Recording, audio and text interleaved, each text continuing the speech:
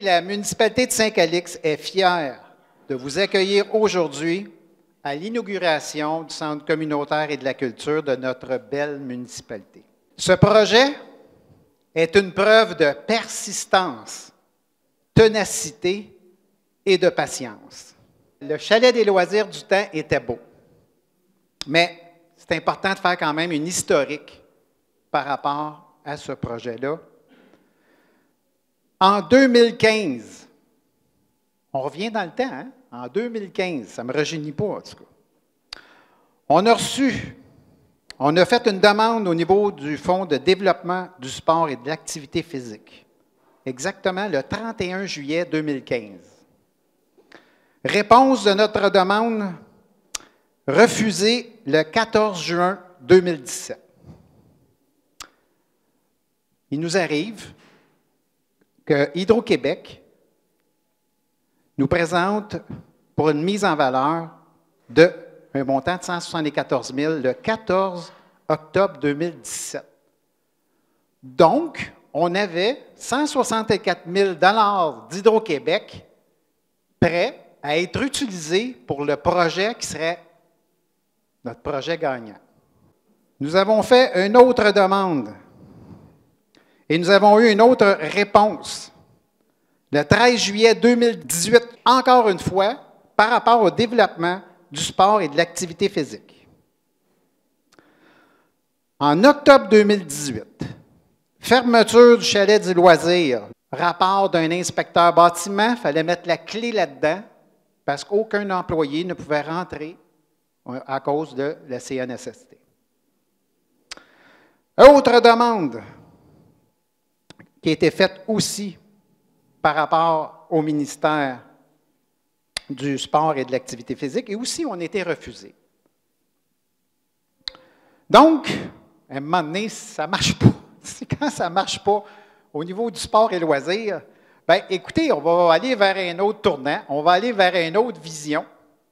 Donc, nous avons envoyé une demande de subvention d'infrastructure à vocation municipale ou communautaire en début 2020. Nous avons reçu, le 24 septembre 2020, la lettre du ministre mentionnant que notre projet est prioritaire au programme de projet d'infrastructure à vocation municipale et communautaire. Réponse, nous avons toujours quand même essayé par rapport à une autre subvention. Écoutez, on a essayé 5 fois par rapport au chalet des loisirs et à 5 reprises, on s'est fait dire non. Finalement, nous avons une réponse favorable en 2020 pour aller chercher une belle subvention par rapport à ce excellent projet. Nous avons fait un appel d'offres le 3 mars 2022. D'ailleurs, nous avions demandé dans le passé à la MRC Montcalm un montant de 143 000 qui venait du Fonds Région Ruralité Volet 2, de 143 000 pour un chalet des loisirs. Vous voyez où est-ce qu'on s'en allait avec notre subvention par rapport au Centre communautaire de la culture, on a décidé de retourner à la MRC Montcalm pour aller chercher encore des sous qui restaient dans notre Fonds Région Ruralité Volet 2. Nous avons été chercher 192 000 à la MRC Montcalm. Nous avons d'ailleurs approché la Caisse populaire des Jardins de la Waro pour leur présenter le projet. Et encore une fois, merci. On a été chercher une autre subvention de 100 000 $.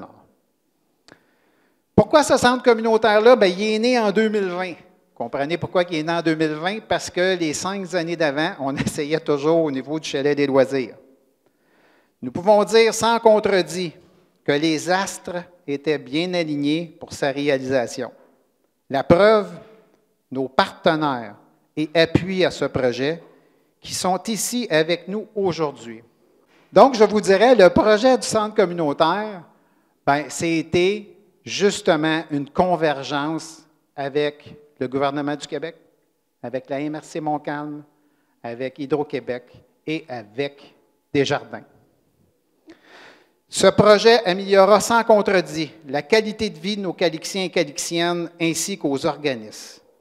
nous pourrons enfin offrir un lieu de rassemblement structurant, doté d'une ambiance conviviale et stimulante, ainsi qu'un lieu de socialisation et d'échange. Enfin, nous pourrons développer une programmation culturelle et communautaire à la hauteur des attentes de tous. Ce site, qui est au cœur du noyau villageois, deviendra une plaque tournante de la vie citoyenne et procurera sans doute un sentiment de fierté et d'appartenance pour toute la population.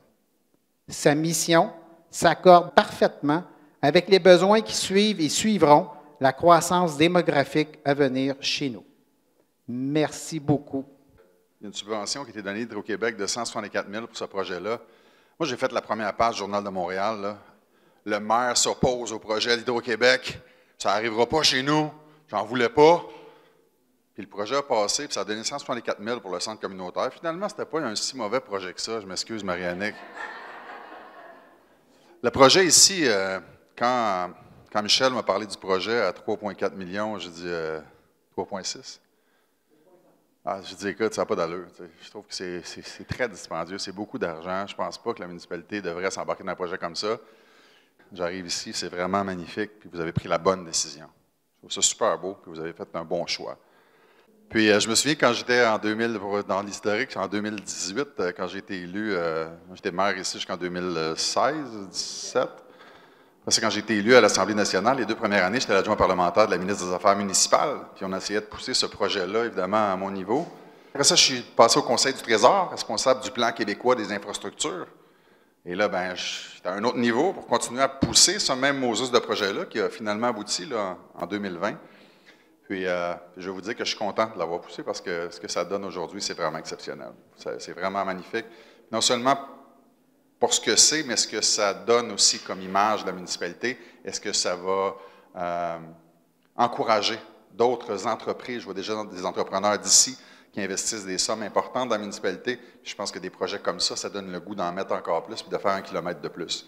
Fait que félicitations, monsieur le maire, félicitations aux membres du conseil municipal, félicitations à tous les citoyens de Saint-Calix, bravo aux entrepreneurs qui décident d'investir à Saint-Calix.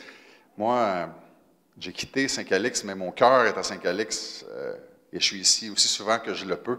Puis à chaque fois que je vois un succès à Saint-Calix, ça me rend vraiment fier. Je vous souhaite une belle soirée à tous. Puis peut-être juste pour mettre des chiffres là, pour le fun, là, je pense qu'on a mis nous autres 2,3 millions, si je ne me trompe pas, 2,4 bon, dans ce projet-là. C'est 60 quelques % du projet. Merci. Michel, votre conseil, félicitations. C'est de quoi d'exceptionnel. Ce que je trouve super beau, une des matières premières que vous avez mis en place, c'est le bois. L'Institut de la foresterie en ont besoin. Bravo à vous autres, c'est super, super, super beau.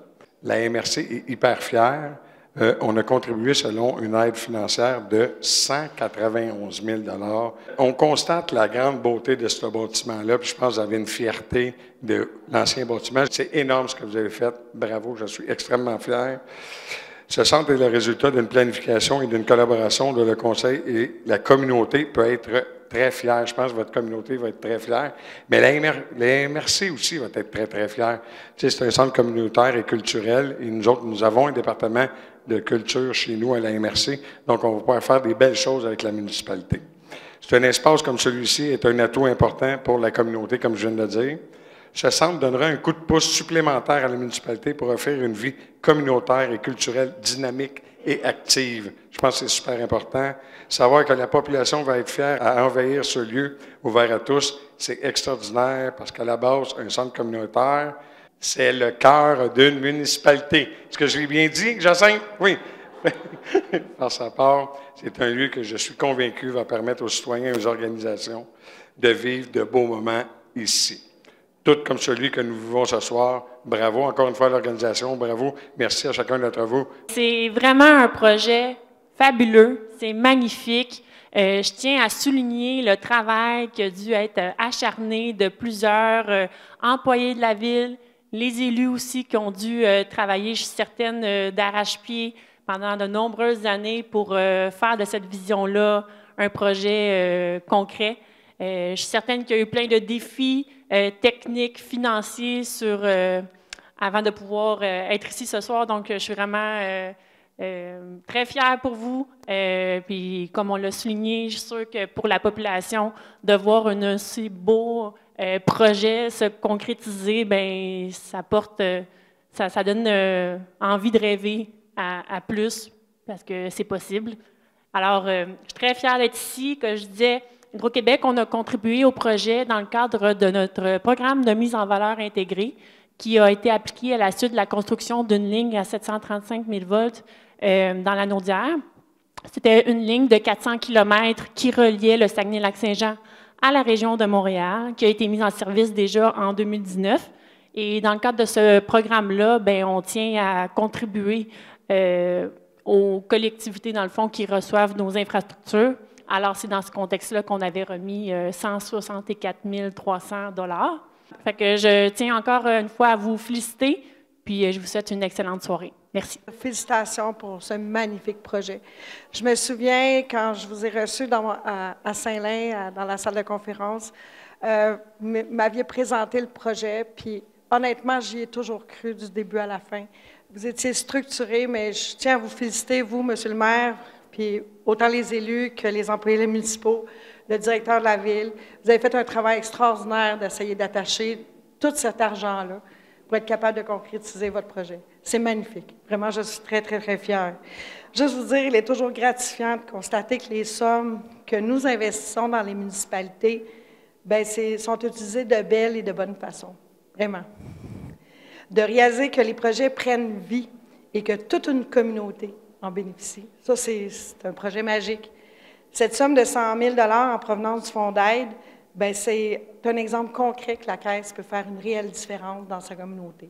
Je pense que le son y tient, on peut être présent, c'est notre mission première. En terminant, bien, je tiens à remercier M. Jasmin, maire de Saint-Calix, toute son équipe, d'avoir permis à la Caisse des Jardins de Montcalm de s'associer à votre magnifique projet. Merci infiniment. Nos remerciements en conclusion. Merci à Mme la ministre André Laforêt, ministre des Affaires municipales et de l'Habitation, à M. Louis-Charles Thoin, député de la circonscription de Rousseau, pour son appui pour nos demandes aux différents ministères, à M. Patrick Massé, préfet, et aux élus de la MRC de Montcalm pour leur appui. Merci, Mme Annick Gariepi, conseillère des Affaires régionales et relations avec les milieux d'Hydro-Québec, Mme Lauzon, directrice générale de la Caisse des Jardins de Montcalm et de la Waro. Merci aux professionnels mandatés que vous avez croisés lors de la soirée. Pour le projet, M. François Grenon, architecte, les entreprises Philippe Denis. Merci à M. Philippe Denis, président, et à Marc-Antoine Ayotte, chargé de projet. Merci au conseil municipal d'adhérer à ce projet pour nos citoyens. Merci aux employés, dirigés par leur directeur général Mathieu-Charles Leblanc, qui a travaillé sans relâche à la réalisation de ce projet. Nous avons maintenant un espace qui reflète notre engagement envers la communauté, la culture et nos citoyens de Saint-Calix. Donc, soyez informés que la programmation culturelle suivra pour 2024 très bientôt.